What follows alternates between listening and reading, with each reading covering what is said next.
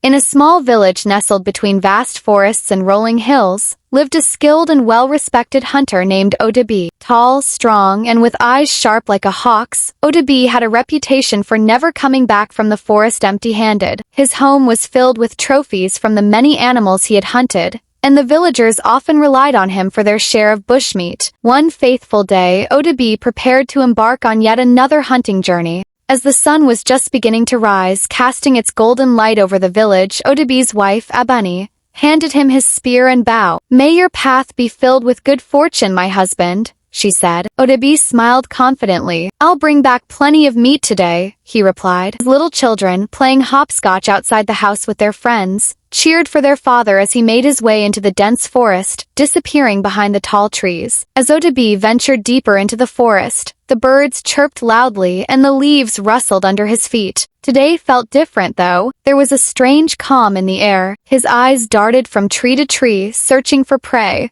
Yet, despite his efforts, hours passed and he hadn't caught a single animal. Then, just as he was about to give up and turn back, something caught his eye. A graceful antelope standing still by a nearby stream. Odebiyi's heart raced. His grip tightened on his spear and he crept closer, careful not to make a sound. This was it.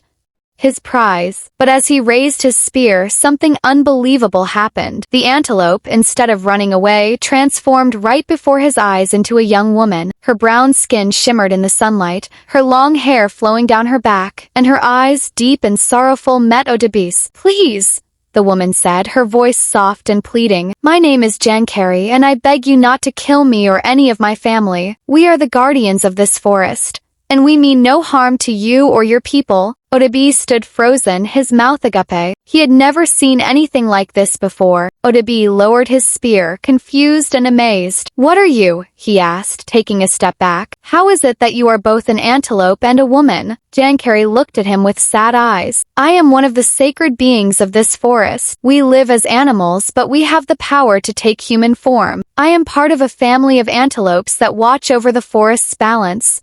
Odebiyi, still in shock, couldn't help but be curious. "But you were an antelope when I saw you. Why reveal yourself to me?" Jankari sighed deeply. "I could sense your spirit, Odebiyi. You are a good man, but your hunger for hunting might lead to disaster if not controlled. If you promise not to harm me or my family, no more antelopes, I will grant you a gift. Whenever you come to the forest, you will find any other animal you desire. But never, and I mean never, break this promise." Odebiyi, seeing the opportunity for endless good fortune, nodded eagerly. "I swear, Jankari, I will not harm any of your kind." Jankari smiled softly. "Then it is done. I will watch over you, Odebiyi." With that, she turned back into an antelope and disappeared into the trees, leaving Odebiyi standing alone, bewildered and filled with wonder. From that day on, each time Odebiyi went hunting, he would return with wild boars, rabbits, birds, and more. The village praised him even more, calling him the greatest hunter of all time. Life was good, and Odebiyi kept his promise, until the day everything changed. Several years passed, and Odebiyi's fame as a hunter grew far and wide. One afternoon, as Odebiyi sat outside his home sharpening his spear, he watched as his children and the village kids played hopscotch near the dusty path. Their laughter filled the air, and they hopped on one foot, challenging each other with giggles. "Father, will you bring us more meat today?" one of his sons called out between jumps. Odebiyi smiled and nodded. "Of course, my boy. Tonight we shall feast." Little did he know this hunting trip would be like no other. That evening, Odebiyi made his way into the forest again. Trees swayed gently in the breeze, and the familiar sounds of nature filled his ears. But something was wrong. No matter how deep into the forest he went, he couldn't find a single animal to hunt. No boars, no birds, nothing. Frustrated, Odebiyi wandered for hours. Then, just as the sun began to set, he spotted two antelopes grazing by a bush. His stomach growled, and without thinking, he raised his spear. The voice of Jankari echoed in his mind. "Remember your promise." But hunger and desperation clouded his judgment. With a swift movement, he struck both antelopes. As they fell, Odebiyi's heart sank. He had broken his promise to Jankari. The forest grew eerily silent as Odebiyi stood over the lifeless bodies of the antelopes. A cold wind blew through the trees, and suddenly a mist began to rise from the ground. Out of the fog appeared Jankari, her face filled with anger and betrayal. "Odebiyi!" she cried, her voice shaking the trees. You have broken the sacred bond we made. I trusted you, and yet you killed my family. Odebiyi's hands trembled as he dropped his spear. Jankari, I didn't mean to. There were no other animals left in the forest. I was desperate. But Jankari's eyes glowed with fury. Your desperation has brought ruin upon you. From this day forward, you will face the consequences of your actions. With a wave of her hand, Jankari cast a powerful curse upon Odebiyi. His once strong body weakened, his riches faded, and everything he had once cherished began to crumble. Back in the village, Odebiyi's once thriving life took a turn for the worse. His hunts became fruitless. His family grew distant, and soon rumors of his broken promise spread throughout the village. Children whispered about how Odebiyi had angered the spirits of the forest, and people began to avoid him, fearing that the curse might spread to them. Odebiyi would watch as the village children continued to play hopscotch outside, their laughter now feeling like a distant memory. His heart ached with regret, but there was no way to undo what he had done. One fateful afternoon, as Odebiyi sat in the shadows of his crumbling home, he noticed a group of children playing hopscotch nearby. The laughter that once filled him with joy now only reminded him of the carefree days before the curse. His youngest daughter, Adunni, was among them, her bright smile like a beacon of hope. Odebiyi, come and play with us,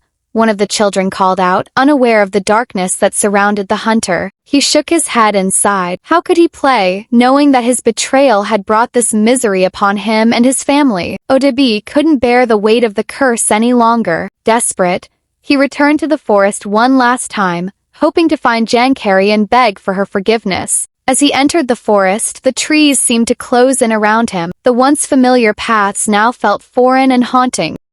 Odebiyi called out Jankari's name, his voice echoing through the woods. Finally she appeared, her human form radiating with power, but her face was cold and distant. You return, Odebiyi? She asked. Why should I forgive you? Odebiyi fell to his knees, tears streaming down his face. Please, Jankari, I beg you. I've lost everything. I was foolish, but I've learned my lesson. I will never hunt another antelope again. Jankari studied him for a long moment. Your words mean little to me now, Odebiyi, but I will give you one last chance.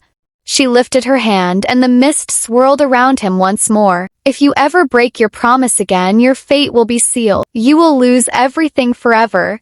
Odebiyi returned to the village with a heavy heart. Though he had been given another chance, the fear of breaking his promise haunted him. For weeks, he avoided the forest, choosing instead to stay close to his family and watch the children play. But one day, hunger struck again. There was no food in the house, and Odebiyi knew he had to hunt. With trembling hands, he picked up his spear and made his way into the forest. This time, however, as he wandered through the woods, he found nothing. No animals, no signs of life. The forest was empty. As the sun began to set, Odebiyi's hunger gnawed at him like a beast from within. His body felt weak, and the empty forest seemed to mock him. No birds, no boars, no rabbits, nothing stirred in the wilderness. He began to fear that Jankari's curse had extended to all creatures, leaving him with no means of survival. Just as Odebiyi was about to turn back in defeat, he caught sight of movement through the trees. His heart leaped. There, grazing peacefully by a cluster of bushes, were two antelopes. For a moment, Odebiyi froze. Memories of Jankari's curse rushed back to him. Her warning still echoed in his ears.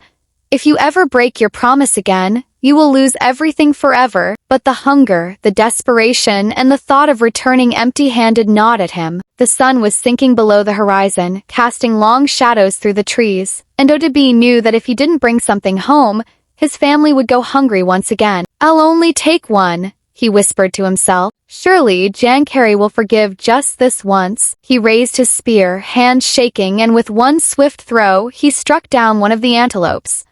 But as the animal fell, Odebiyi was hit with a wave of regret so strong that he stumbled back, dropping his weapon. The air around him grew thick, and suddenly a familiar voice echoed through the forest. Odebiyi. It was Jankari. From the shadows of the forest emerged Jankari, her human form glowing eerily in the twilight. Her face was no longer filled with the sorrow or warmth that Odebiyi had seen before. Now it was hardened, her eyes sharp with fury. Odebiyi, she said, her voice calm yet filled with an undeniable wrath. You have broken your promise again. Odebiyi fell to his knees, tears streaming down his face. Please, Jankari. I was desperate. My family has nothing to eat.